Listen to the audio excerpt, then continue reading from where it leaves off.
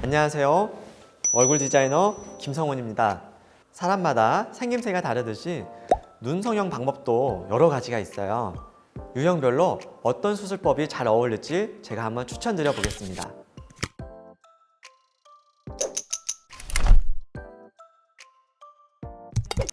눈이 졸려 보일 때 어떤 수술이 먼저 생각나세요? 대부분 눈매 교정을 생각하실 거예요. 그런데 졸려 보여도 눈매 교정이 정말 필요한 경우는 많지는 않아요. 오늘은 그 경우에 대해서 좀 살펴볼게요. 여기 세 분의 눈이 있어요. 이 중에서 과연 눈매 교정이 필요한 눈은 어떤 눈일까요? 정답은 1번이에요. 눈 자체가 실제로 떠지지 않기 때문에 이런 경우는 눈매 교정을 통해서 눈을 보다 크게 떠질 수 있도록 만들어줘야 돼요. 즉, 제 눈에서 눈매 교정을 하게 되면 눈이 이렇게 떠지는, 즉 검은 동자에 노출이 더 많아지는 수술이 눈매 교정이다, 이렇게 생각을 하시면 돼요. 하지만 두 번째, 세 번째 사진을 보면은 이런 경우는 눈은 잘 떠지는데 눈 앞쪽에 피부가 덮고 있어서 마치 졸려 보이는 것이기 때문에 이런 경우는 눈매 교정을 굳이 하지 않고 쌍꺼풀 수술만 간단하게 하셔도 충분히 또렷한 눈이 될 수가 있어요. 눈매 교정 수술법은 원하는 높이의 쌍꺼풀 라인에 절개를 하고 안쪽의 근육과 경마, 지방 조직들을 다 박리를 하고 가장 안쪽에 있는 눈 뜨는 근육을 찾아내야 돼요. 안검판이라고 하는 단단한 조직에 고정을 다시 해줘야 돼요. 즉, 눈 뜨는 근육의 길이가 어느 정도 단축을 시켜주는 그런 수술이 될 수가 있어요. 눈 뜨는 근육을 단축을 시킨 이후에는 원하는 높이의 쌍꺼풀 라인을 고정을 하고 피부 봉합을 마무리를 해줘서 기존 절개 쌍꺼풀과 똑같은 방법으로 마무리를 해주시면 돼요. 비절개법인 경우는 원하는 높이의 쌍꺼풀 라인에 실이 들어갈 수 있는 구멍을 만들고 실이 왔다 갔다 하다가 눈 뜨는 근육이 있는 검은 동자 부분에서는 이 근육을 더 길게 한번 묶어주고 또 길게 한번 묶어주고 또 왔다 갔다 해서 쌍꺼풀 라인을 고정을 해주는 이런 수술이 될 수가 있어요. 소세지 눈은 왜 생길까요? 이유는 두 가지로 압축해 볼 수 있어요. 첫 번째는 쌍꺼풀이 너무 높게, 즉 이제 본인이 아웃라인을 원한다거나 화려한 쌍꺼풀을 원해서 쌍꺼풀을 너무 높게 잡게 되면 소세지 눈이 될 수밖에 없고요. 두 번째는 적절한 높이의 쌍꺼풀을 잘 잡았다고 하더라도 고정을 너무 낮게 하게 되면 피부가 늘어지면서 소세지처럼 보이는 경우, 이렇게 두 가지로 요약을 해볼 수가 있어요.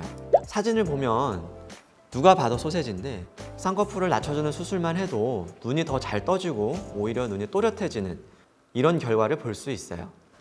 그림으로 표현을 하자면 쌍꺼풀이 이렇게 크다 보니까 눈 뜨는 근육이 폭이 좀 넓은 편이죠. 이렇기 때문에 근육이 힘이 들어서 눈을 끝까지 못 뜨게 돼요. 하지만 수술 후의 사진을 보면은 쌍꺼풀이 얇아지면 눈 뜨는 근육이 잡아당겨야 될 조직의 양의 폭이 줄어들기 때문에 그 하중이나 부하가 줄어드니까 근육이 조금만 잡아당겨도 눈이 확 떠지는, 그래서 오히려 쌍꺼풀을 작게 만들면 눈이 더 크고 또렷해 보이는 이런 효과를 낼 수가 있는 거예요. 소세지 원인이 되는 두 번째 원인은 적절한 높이로 쌍꺼풀 라인을 잡았다고 하더라도 이 피부 고정을 충분하게 팽팽하게 잡아당기지 못해서 피부가 늘어지면서 생기는 경우인데, 이런 경우는 교정이 훨씬 간단해요.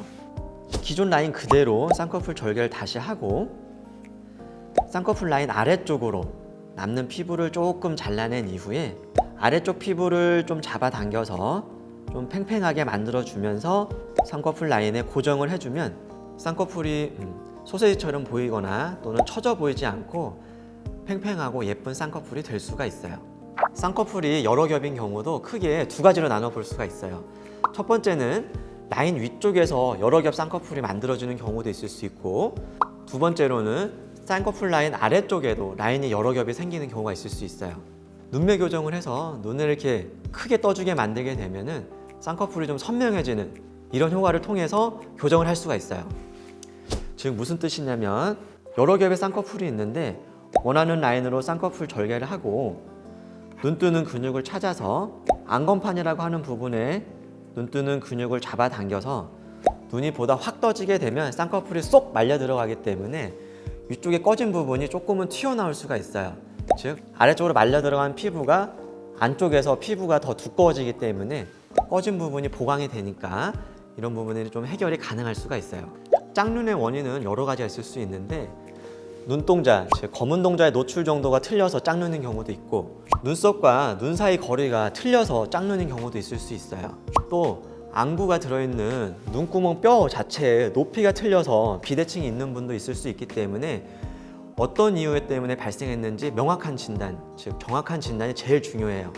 검은 동자의 노출 자체가 틀려서 비대칭이 발생한 경우는 눈동자 노출이 적은 눈을 절개를 해서 눈 뜨는 근육을 찾아내서 눈 뜨는 근육을 단축시킬 수 있도록 안검판에 고정을 해주게 되면은 아무래도 검은 동자 노출이 더 많아짐으로 인해서 양쪽 눈에 대칭을 맞출 수가 있어요.